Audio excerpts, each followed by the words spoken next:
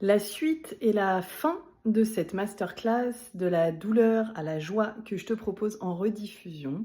Donc aujourd'hui, la troisième partie. En fait, dans cette troisième partie, j'évoque le moment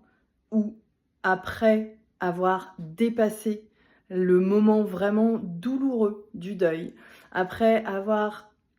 dépassé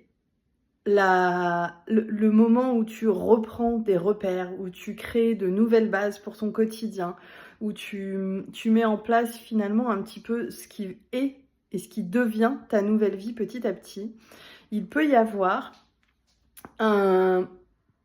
un moment dans lequel, une sorte d'entre-deux, dans lequel finalement tu vas te sentir voilà, entre deux. C'est-à-dire que à la fois la vie sera plus douce, tu vas te sentir ton cœur plus apaisé, la douleur sera atténuée, tu vas te rendre compte que tu auras mis en place quelque chose de rassurant et de sécurisant pour toi en place dans ton quotidien et pour tes enfants. Mais à l'intérieur de ton cœur, tu sentiras peut-être comme un espèce de plafond de verre, c'est-à-dire que tu te sentiras ni en souffrance comme tu as pu l'être avant, ni hyper excitée, hyper vivante, hyper en joie, comme tu as pu à certains moments de ta vie probablement le ressentir aussi. Et personnellement, je sais que quand j'en ai été là, je me suis dit que en fait, je voulais plus. Je voulais pas rester dans cet entre-deux parce que ce n'est pas parce que tu as vécu quelque chose de difficile,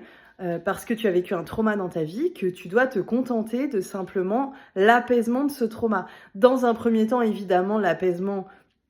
est délicieux et savourable après beaucoup de souffrance, mais en fait, il faut aller plus loin et je pense que c'est vraiment nécessaire de retrouver justement cet élan de vie pour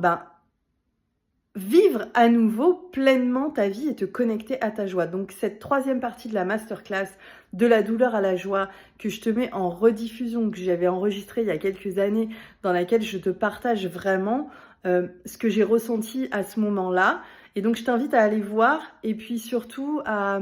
commenter, à partager autour de cette thématique-là, soit ici en commentaire, soit sous la vidéo, soit sur le groupe privé du veuvage précoce, n'hésite pas. Voilà, à partager et puis à partager aussi dans ton entourage pour des femmes qui pourraient en avoir besoin. Je te remercie, à bientôt, bye.